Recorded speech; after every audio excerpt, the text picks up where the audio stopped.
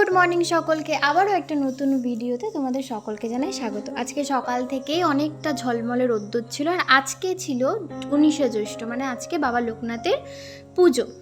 তো সকালবেলা বুনু দোল খেতে চলে এসেছে। বুনু প্রতিদিন সকালবেলায় একবার এসে এখানে দোল খেয়ে যায়, আর ওকে দোল দিলে না ও দাঁড়িয়ে দাঁড়িয়ে দোল খায়। এদিকে আমার দিদা কলার বড়া তৈরি করবে বলে ভালো করে কলাগুলোকে ম্যাশ করে নিচ্ছিল, আর তার সাথে আমের সত্ত্ব দেবে, মানে আম সত্ত্ব দেবে বলে আমগুলোকেও ঠিকঠাক গুছিয়ে নিচ্ছিল। তারপর বুনুকে আর একটু দোল দিয়ে আমি চলে গেছিলাম স্নান করতে, আর স্নান করেই ঠাকুর ঘরে চলে এসেছি, কারণ আজকে অনেক সময় লাগবে আমার পুজো দিতে, যেহেতু আজকে এমনিতেই মঙ্গলবার, তার উপরে আবার 19শে জ্যৈষ্ঠ। বাবা লোকনাথকে, আমাদের তো মূর্তি আছে একটু, সেটাকে একটু ভালো করে পুজো দেবো। আমার এই পাল্টানো হয়ে গেছে আসন, যেটার উপরে ঠাকুর থাকে, আর এখন ঘটে জল দিয়ে ঘটটা দেবো সামনে। তার আগে যেটা সবার প্রিয় সেটা হচ্ছে বেলপাতা। সবার প্রিয় মানে বাবাদের তো খুবই প্রিয় হয় বেলপাতা, সেটা ভোলে বাবা হোক আর বাবা লোকনাথই হোক।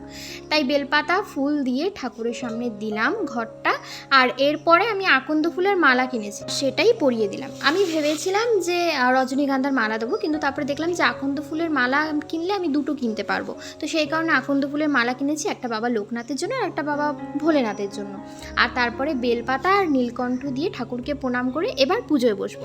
প্রসাদ হিসাবে আমি এখানে রেখেছিলাম মিশ্রি আর তার সাথে লবঙ্গ। আমি যবে থেকে পুজো দেওয়া শুরু করেছি আমি তবে থেকে জানি, মানে আমাকে আমার মা বলেছে যে লবঙ্গ আর এই মিশ্রি নাকি ঠাকুর খেতে ভালোবাসে, তাই আর মিশ্রি আর লবঙ্গ এটাই ছিল সব ঠাকুরের প্রসাদ।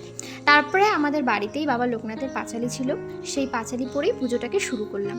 বার পাঁচালি কথা করিব কীর্তন, ভক্ত সবে ভক্তিভাবে শহর শ্রবণ। 24 পরগনা জেলা পশ্চিম বাংলাতে, তথাকার 1 গ্রাম 84 চাকলাতে।